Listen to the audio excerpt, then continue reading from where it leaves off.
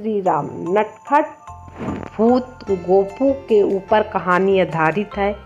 कहानी सुनिए ज़रूर, कहानी इंटरेस्टिंग है, बच्चों को बेहद पसंद आएगी। बहुत समय पहले की बात है। एक छोटे से गांव में एक पुराना बरगद का पेड़ था। गांव वाले कहते थे कि उस पेड़ पर एक भूत रहता है, लेकिन वह कोई डरावना भूत नहीं था। उसका नाम था गोपू और वह बहुत ही नटखट भूत था। गोपू को लोगों को परेशान करने में बड़ा मज़ा आता था, लेकिन कभी किसी को नुकसान नहीं पहुंचाता था।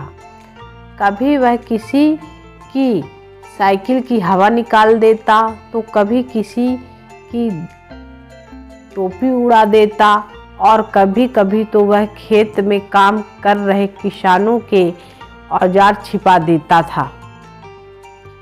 लोग परेशान होते लेकिन हंसते भी थे, क्योंकि उन्हें पता था कि यह सब गोपू की शैतानी है।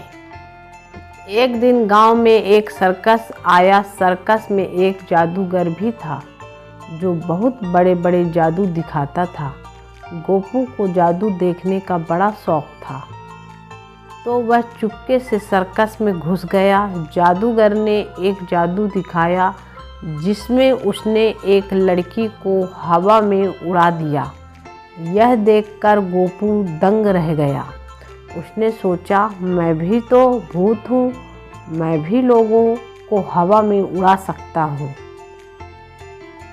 अगले दिन गोपू ने ठान लिया कि वह भी जादूगर की तरह लोगों को हवा में उड़ाएगा।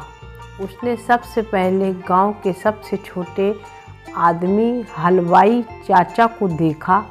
हलवाई चाचा अपनी दुकान पर बैठे लड्डू खा रहे थे। गोपू ने सोचा, अगर मैं इन्हें हवा में उड़ा दिया तो मेरा जादू सबसे बड़ा होगा। गोपू ने अपनी पूरी शक्ति लगाई और हलवाई चाचा को ऊपर उठाने की कोशिश की। हलवाई चाचा पहले थोड़ा हिले, फिर धीरे धीरे हवा में ऊपर उठने लगे। हलवाई चाचा घबरा गए और चिल्लाने लगे, अरे ये क्या हो रहा है, मुझे कौन उठा रहा है। गांव वाले भी यह देखकर हैरान रह गए। उन्होंने देखा कि हलवाई चाचा हवा में ऊपर नीचे हो रहे हैं, जैसे कोई उन्हें धागे से नचा रहा हो। गोपू यह देखकर बहुत खुश हुआ। वह खूब हंसा और हलवाई चाचा को थोड़ा और ऊपर उठाया, फिर धीरे धीरे नीचे ले आया। हलवाई चाचा नीचे आते ही भाग खड़े हुए। गांव वालों ने गोपू को देखा नहीं, लेकिन उन्हें समझ आ गया कि यह गोपू की ही शैतानी थी। सब लोग हंसने लगे।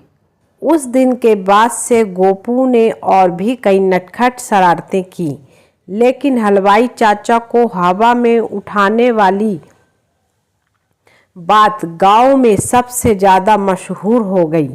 गोपू आज भी उस बरगद के पेड़ पर रहता है और